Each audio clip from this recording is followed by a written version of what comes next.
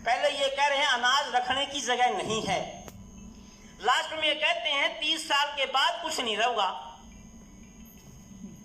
मैं ये कहता हूं इसका मतलब वो कंपनियां सोच रही हैं 30 साल के बाद कुछ नहीं रहेगा, इन किसानों ने पहले पटा लो, इनसे जमीन छीन लो।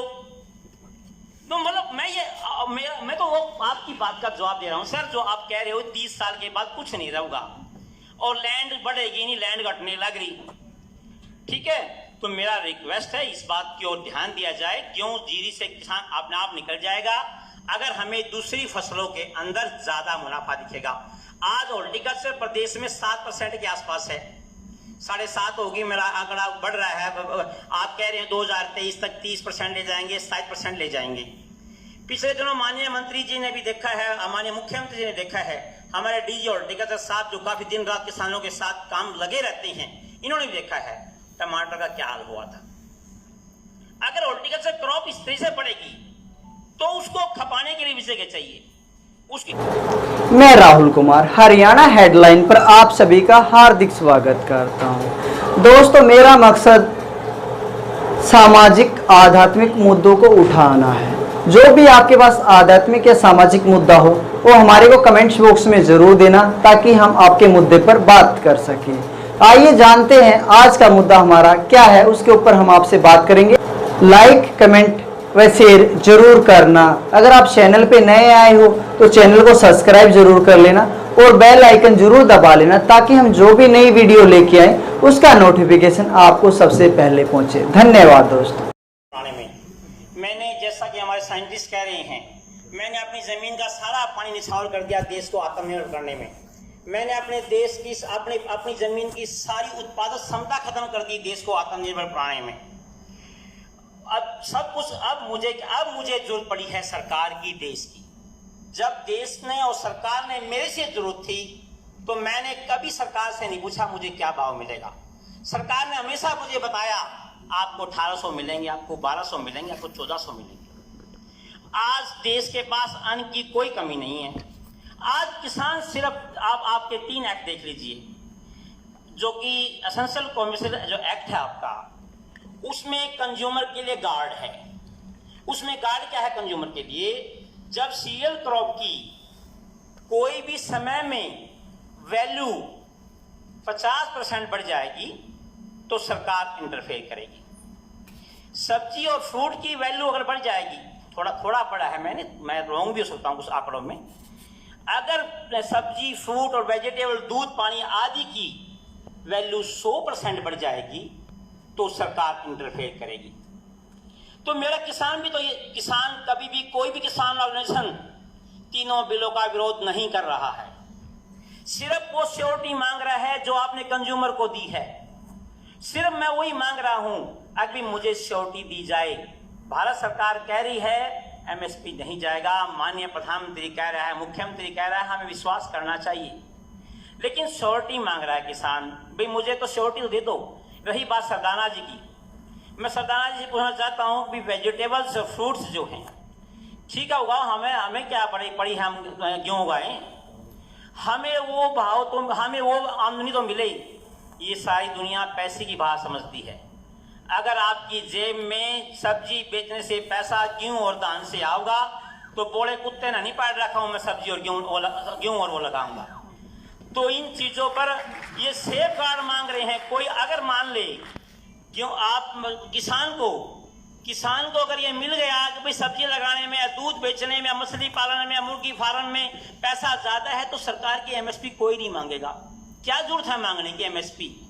तो मैं हाथ जोड़ के निवेदन करता हूं, हम तीनों एक्ट के साथ खड़े हैं, सरकार के साथ काम करने तैयार बैठे हैं। इतना ये जो नदी चल रही है ना, जिस पे हमें चलाया है, जिस रोड पर सरकार ने हमारी 4 पुश्तों को चलाया है, वो हमारे खून में रम चुकी है। उसके पैरेलल नदी बनाओ आप, नदी को मत रोको, उसके पैरेलल नदी बनाओ आप। मुझे भाव दो, मेरी सब्जियों को, मुझे मार्केटिंग के गुण सिखाओ, मैं अपने आप छोड़ दूंगा इन चीजों को। प्लीज इस बात पर ध्यान दीजिए, क्योंकि अभी मेरे सरदाना जी की बातों से ही 3 बातें विरोधाभासी हो गई। इनकी बातों से, इनके स्पीच के अंदर ही पहले ये कह रहे हैं अनाज रखने की जगह नहीं है, लास्ट में ये कहते हैं 30 साल के बाद कुछ नहीं रहेगा। मैं ये कहता हूं, इसका मतलब वो कंपनियां सोच रही हैं 30 साल के बाद कुछ नहीं रहेगा, इन किसानों ने पहले पटा लो, इनसे जमीन छीन लो।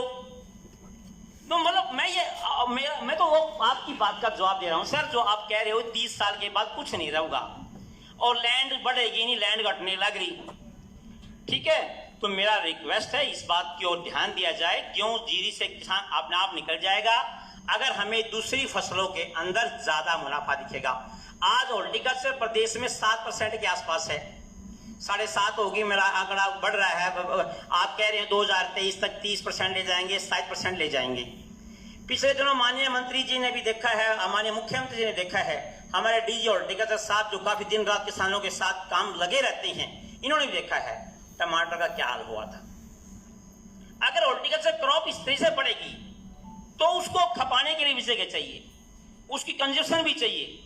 और पुनीत जी से मैं सहमत हूं, कोई भी व्यापारी मुनाफे के लिए काम करता है, किसान की तरह चैरिटी के लिए काम नहीं करता, देश के लिए काम नहीं करता।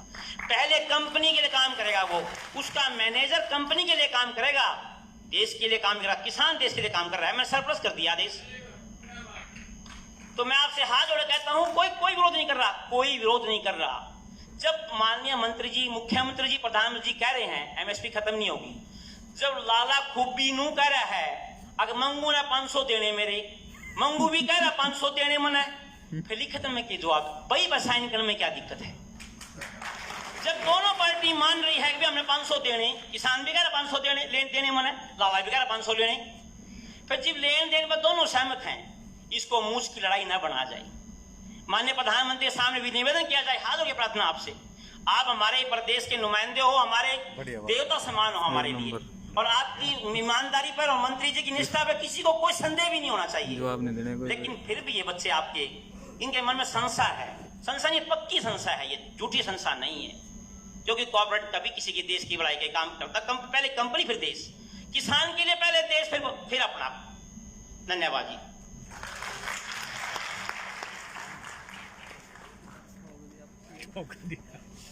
एक कोई और सवाल, मैं इसका जवाब दूंगा लास्ट में। एक जो आपका संशय था कि कंपनियां जमीन ले लेंगी, कानून बहुत क्लियर है, जमीन पे किसी भी तरह का किसान के अलावा कोई हक नहीं है, कानून बहुत क्लियर है।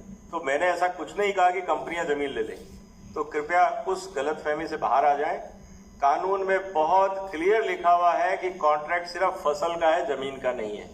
यहां तक कानून में लिखा है कि कल को अगर कोई विवाद होता है, जैसा आज भी होता है कि बैंक आपकी जमीन अटैच कर लेगा, कानून बहुत कहता है जमीन अटैच भी नहीं हो सकती, कुछ नहीं हो सकता। जमीन किसान की है, किसान की ही रहेगी। और अगर किसी कानून में किसी एग्रीमेंट में लिख भी दिया, वो एग्रीमेंट निरस्त होगा। बहुत क्लियर है कानून। तो ये शंका से बाहर आ जाइए, अगर किसी ने कहा है तो गलत जानकारी। एक सदाना जी मैं ऐड करूंगा, जस्ट जो अभी विजय जी ने कहा। पहली बात तो इस कानून में इस बात की खास तौर पे संवेदनशीलता देखते हुए किसानों की इसका प्रावधान, बल्कि इन्हीं का जमीन ले लेगा, बल्कि कहा जमीन नहीं ले सकता। उस कानून में ये प्रावधान कर दिया गया है कि चाहे मान लिया एग्रीमेंट में किसान की तरफ देनदारी बन जाती है, इस एग्रीमेंट में उस देनदारी को वसूलने के लिए जमीन पे कोई आदमी टच नहीं कर सकता। ये कानून में लिख दिया गया है, ये प्रोटेक्शन है, उसमें सेफ्टी है किसान के लिए। पहली चीज ये, तो किसान चाहे लीज पे हो चाहे किसी जगह हो, जमीन को हाथ नहीं लगा सकते देनदारी वसूलने के लिए।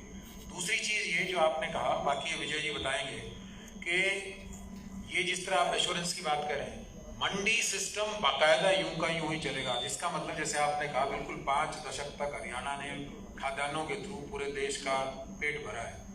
वो सिस्टम अभी भी, उसके ऊपर कोई रुकावट, कोई संशय ही नहीं होनी चाहिए कि जो एमएसपी सिस्टम, बल्कि हरियाणा है तो जो हमारा पब्लिक सपोर्ट सिस्टम है 25% उसमें खरीद होती है, हमारे तो 100% खरीद स्टेट के बजट से मुख्यमंत्री करवाते हैं, मूंग में, बाजरा में, हर एक चीज में। तो इसलिए वो एमएसपी सिस्टम बरकरार रहेगा।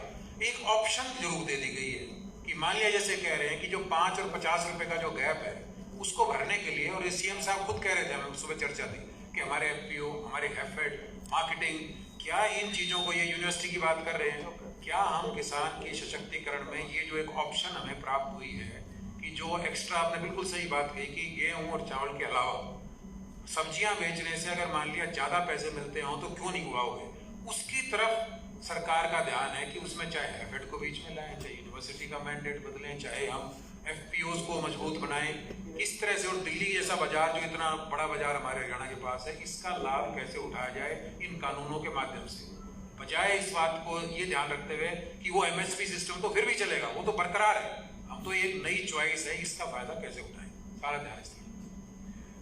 सीधा सीधा सवाल पूछेगा, उसको एक्सप्लेन करने की जरूरत नहीं प्लीज। MSP हुआ था सर हमारा, ये जो हरित क्रांति के नाम अराउंड 70s।